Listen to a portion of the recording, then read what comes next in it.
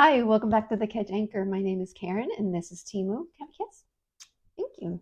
It's April and it's National Greeting Card Month, and it kind of makes me sad that this is such a lost art that no one is sending greeting cards or handwritten notes any longer. This month, the month of April, we're going to make greeting cards. We're going to start from scratch, write the sentiment, and even make some really pretty envelopes for you to mail. So please don't go away. We'll be right back.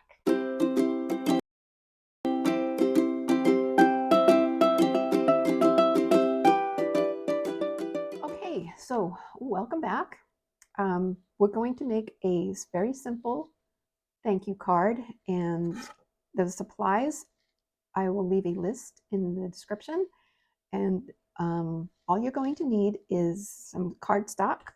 This was cut down to 5¼ by 4, I think, folded. I figured it's going to be easier to work small at first, because anytime you have a blank piece of paper, it can be intimidating. So we're going to start small, and then you're going to need some watercolor paper. This is 140-pound, 100% cotton. I think it's Arches. I think that's what I use. And what we're going to do is we're just going to paint some watercolor on it, write thank you in foligraphy, and we're going to have a greeting card, a very pretty greeting card that we can send to anyone.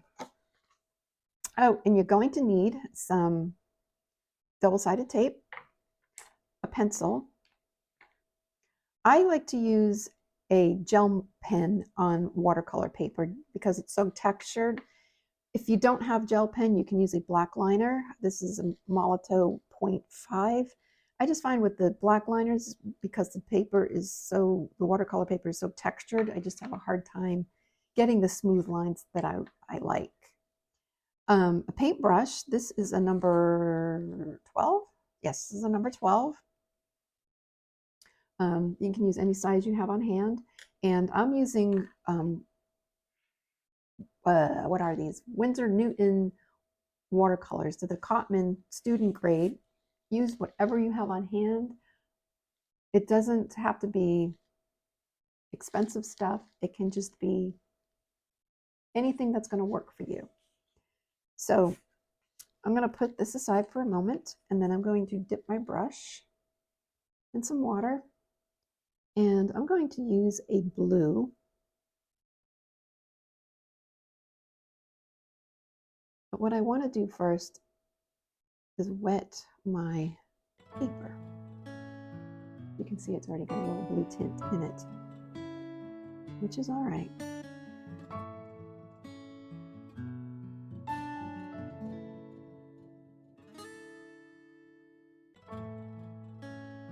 I just want to make a blob, a wet blob on my paper.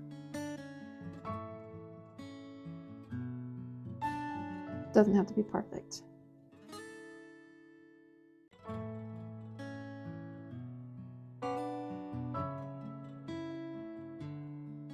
Have a little bit too much on there, but that's okay.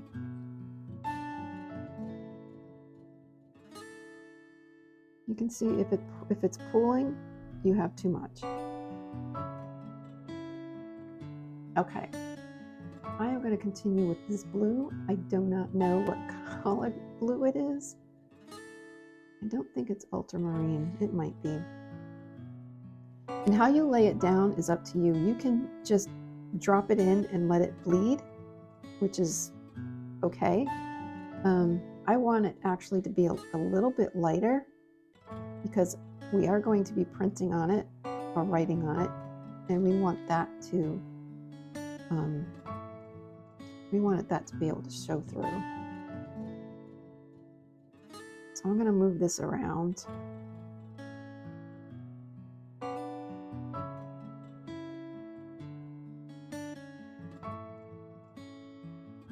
And we're not painting anything but a blob. Pick up some of that paint.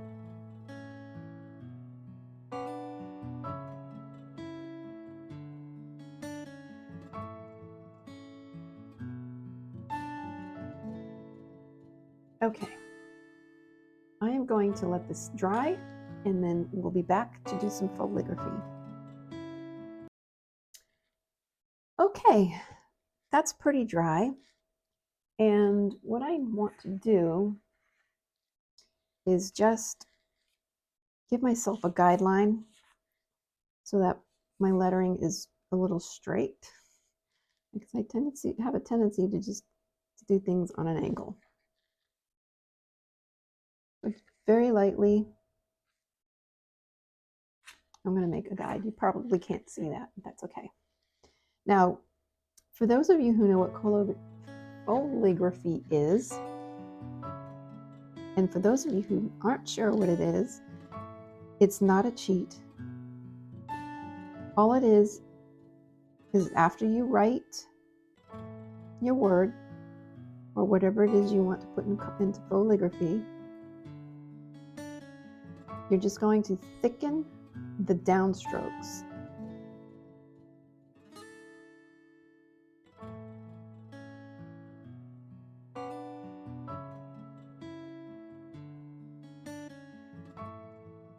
I don't like that.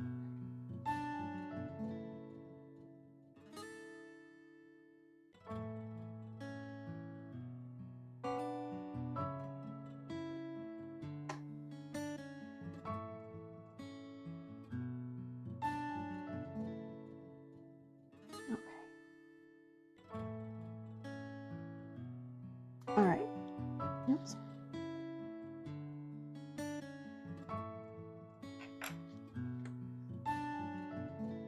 So then I'm going to trace over what I wrote. And for me, some days that can be a challenge. I don't know about you.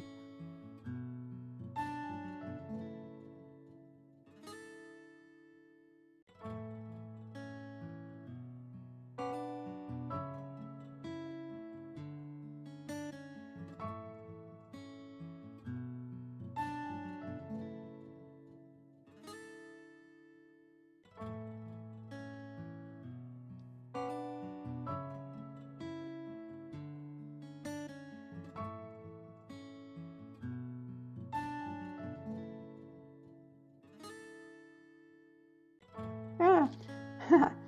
So my hand decided to do something a little different with the Y. And you know what? I can live with that. That's okay. I'm not going to sweat it.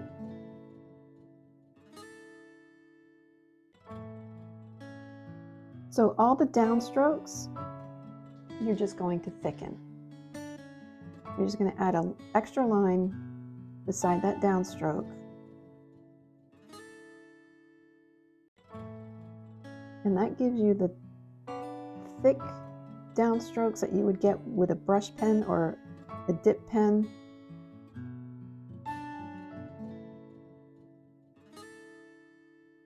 And it gives you keeps the thin strokes, the thin upstrokes.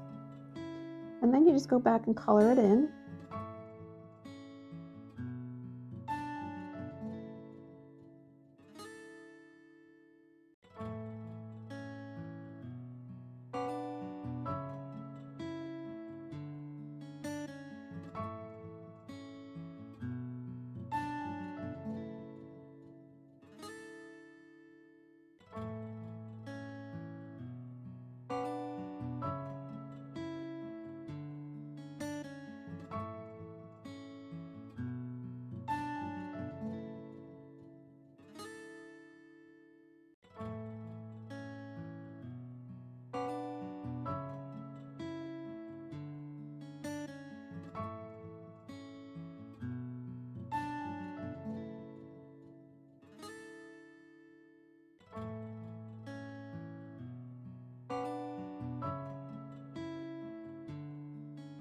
I'm just gonna let that dry just a little bit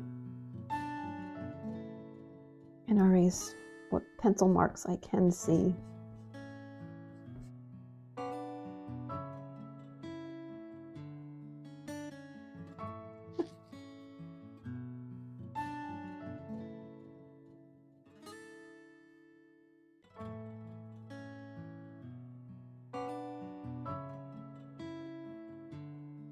It's funny, When I think I'm done, I see a lot of white spaces and the OCD kicks in. All right. So this is fine. This, you could totally send it like this. I feel like I need to do a little bit more. And I'm going to dip my brush in the water again and soak up some of this brown paint. And then what I'm going to do is just this, just to give it a little more interest. You don't want to do too much.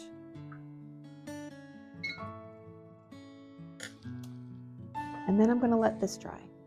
Okay, so this is all dry, and while it was drying, I was looking at this and I decided that there was a little empty space here that I kind of wanted to give the composition a little more balance. So I just drew in this little leafy thing that kind of goes off the edge a little bit, not too much. Just to give the picture, just to give it a little bit more balance.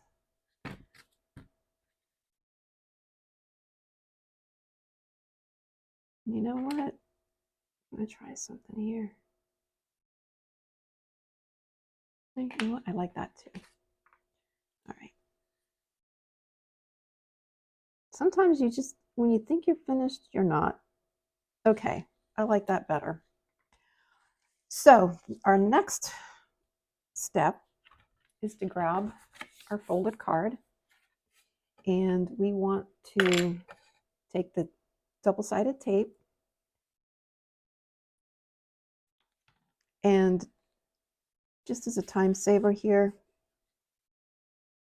I am going to only put down 2 strips of tape. You can do all 4 sides. You don't even have to use this tape. You could, I wouldn't use a glue stick. I would use regular glue. But I wouldn't use a glue stick. I don't always trust a glue stick to adhere permanently or well.